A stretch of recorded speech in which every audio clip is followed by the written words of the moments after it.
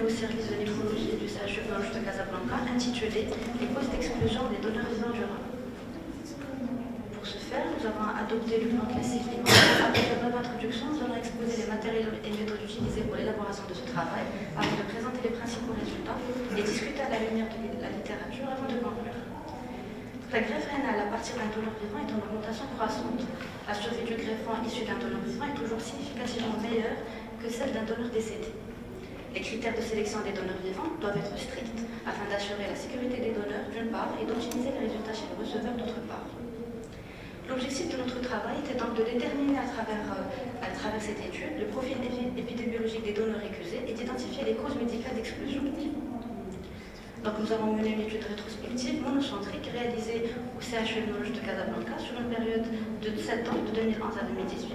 Les paramètres analysés étaient l'âge, le sexe, le lien de parenté entre donneur et receveur, ainsi que les causes médicales de refus.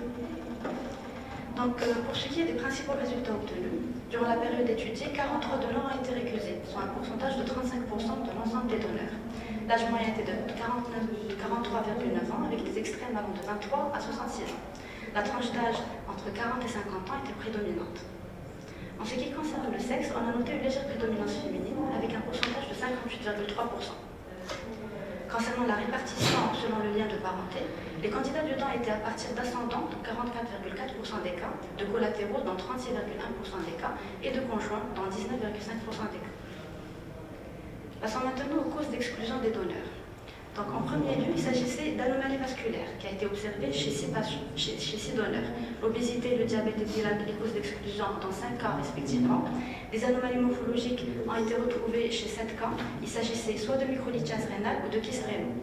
4 potentiels donneurs ont été récusés suite à un bilan immunologique perturbé, avec présence d'anticorps anti-HLA dans 3 cas et positivité du cross-match dans un seul cas. 4 donneurs ont été exclus parce qu'ils présentaient un âge limite et 4 autres un bilan rénal perturbé. L'hypertension artérielle était la cause d'exclusion de 3 donneurs. Et par ailleurs, d'autres causes plus rares ont été observées, notamment une cause psychosociale dans 2 cas, une myélodysplasie et une sarcoïdose pulmonaire dans 1 cas chacune. Passons maintenant au chapitre discussion.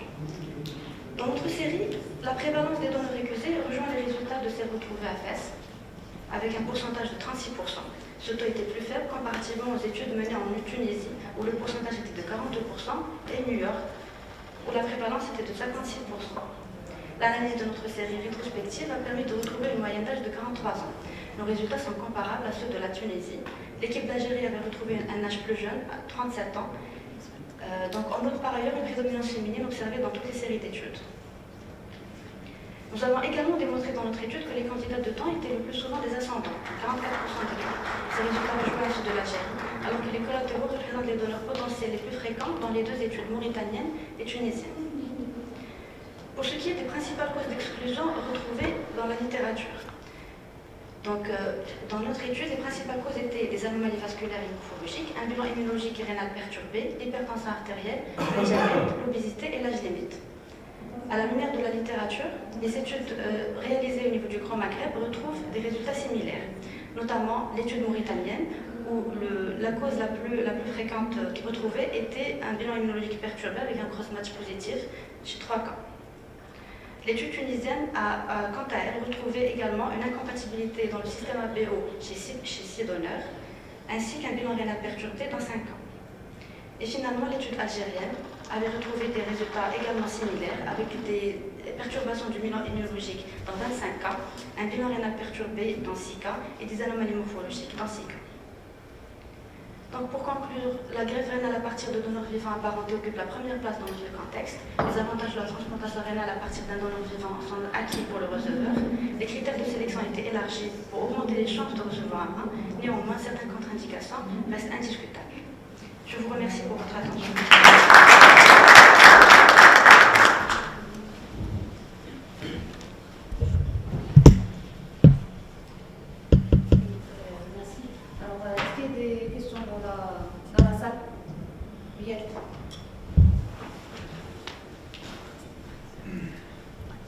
Bonjour, merci pour la présentation, elle est très informative. conservative. En fait, moi, ce que j'aimerais savoir, l'âge limite, qu'est-ce que vous entendez par là? Et pour les kystes rénaux, est-ce que c'est une maladie kystique rénale ou bien c'est juste des kystes suspects au niveau d'un rein ou bien c'est juste des kystes qui peuvent apparaître parce qu'il y a une dégénérescence à partir d'un certain âge? Merci.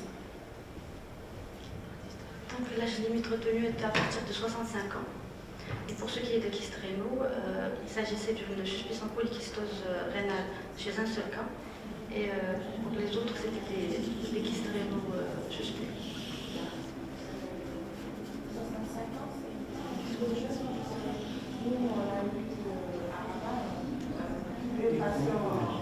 Un donneur assez âgé et bon, ça s'est quand même assez bien passé, donc je ne sais pas, 65 ans, c'est sur la base des données de la littérature, c'est juste une attitude de service.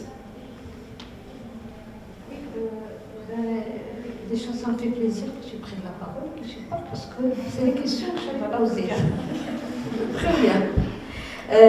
Alors pour l'âge justement c'est 65 ans, mais nous on dépasse des fois et on a eu un donneur de 70 ans qui est venu pleurer.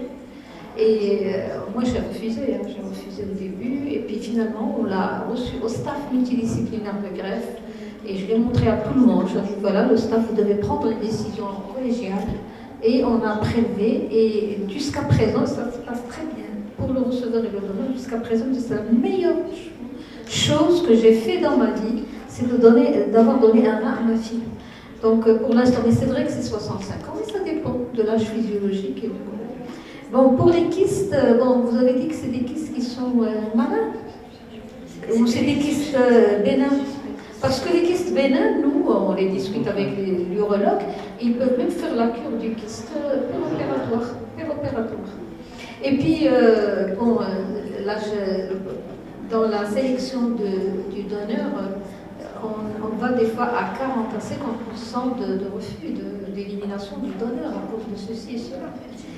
Donc voilà, donc merci, c'était bien. Merci à vous. Quel était le profil de l'hypertension artérielle chez les 3 patients? Et deuxième question, le patient, donc il y avait la protéinure, donc est-ce que vous avez fait une biopsie rénale, les résultats? Parce que pour l'hypertension artérielle, c'est équilibré, sans retentissement, mais une thérapie ne contre-indique pas. Je ne sais pas quel était le profil de cette hypertension chez ces 3 patients.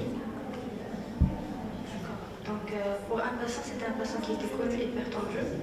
C'était une hypertension artérielle essentielle. Chez les 2 autres patients, c'était une hypertension artérielle découverte dans le cadre du dent d'organe, du dent de... C'était une traité, oui, mais mal équilibré sous bithérapie. Donc on a préféré l'exclure du don.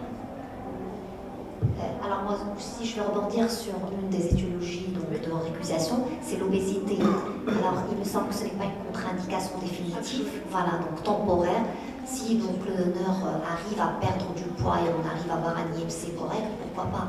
Donc en général, quand on reçoit des patients, des donneurs obèses, on leur recommande vivement donc, de maigrir. On les met sur un programme d'amaigrissement avec un suivi chez les endocrinologues. Et puis s'ils arrivent à maigrir, c'est parfait. Hein. On les reprend pour le bilan pré-greffe. Effectivement, c'était...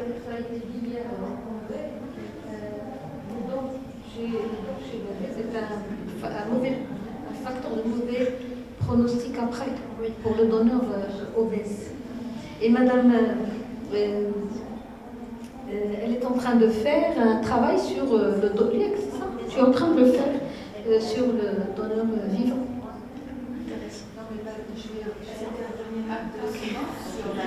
Apparemment, c'est très intéressant.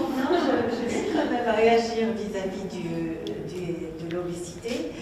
Nous, en tout cas, c'est l'attitude du service, c'est que les patients, les donneurs, quand ils sont jeunes, moins de 40 ans, qui sont obèses, on fait tout pour les exclure. Hein. L'histoire des cures de faire maigrir, j'y crois pas trop. Donc, mon expérience, ça fait 20 ans. Hein? Exactement. Ça fait 20 ans, on a essayé de faire maigrir. Maintenant, si vous avez un BMI à 40, est-ce que vous pensez que vous allez le faire descendre à 30? Jamais. Et si il y a des donneuses, surtout des femmes motivées, ils peuvent faire ça. Vous voyez la courbe de poids qui diminue, vous pensez que les choses commencent à à venir, mais il y en a qui ont donné, après la courbe a flambé, donc la prise de poids. Donc c'est pour ça que les donneurs, quand ils accumulent 2-3 choses, ils sont jeunes, ils ont un machin, je ne parle pas de surpoids, je parle d'une obésité, faites tout pour les éviter. C'est vrai que les donneuses qu'on a eues, ce sont des mamans qui sont très demandeuses, pour donner, très motivées, qui sont prêtes à perdre du poids. D'ailleurs, la perte du poids a un double bénéfique pour qu'elles évitent aussi l'HTA, donc le diabète plus tard. Mais on n'est pas sur des BMI à 40. C'est vrai que l'obésité, c'est à partir de 30. Donc on est en général à 32, donc 33. Si on arrive à baisser vers 28, voilà, c'est parfait. J'ai juste une petite question pour le tabac. En fait, un donneur tabagique, il faut qu'il arrête au bout de combien de temps en fait Non, alors le tabac n'est pas une contre-indication à condition que vous ayez un bilan cardiovasculaire vraiment irréprochable et à condition d'avoir des microalbuminuries cette fois-ci, non pas des protéinuries chez les tabagiques. Maintenant, il faut aussi que vous ayez un donneur motivé pour arrêter, ça c'est quand même important. Par contre, chez les donneurs jeunes entre 18 ans et 35 ans, on a établi un peu les critères. On est trop sélectif, donc pas tabac, un IMC dans les normes. Chez le sujet, donc le donneur jeune Et le très raisonnement est vraiment différent si on est face à un donneur de 40 ans ou on est face à un donneur de 60 ans. Donc c'est des choses que c'est une décision qui n'est pas facile. C'est très schématique ce qu'on dit dans la théorie. Maintenant, moi personnellement, un tabagique, un papa qui a 60 ans, qui fume, avec un bilan cardiovasculaire irréprochable, négatif, on va y aller. Maintenant, si vous avez la fratrie, le jeune frère qui a 22 ans et qui fume, alors là, il faut vraiment faire attention. Donc non, pas de jeunes fumeurs. Bien sûr, c'est le cas. Bon, j'ai dit au début que c'était une question existentielle, c'était les causes d'élimination des donneurs. Et du coup, voilà, tout le monde se pose des questions. Alors, alors je vous dis bravo. Félicitations pour votre participation.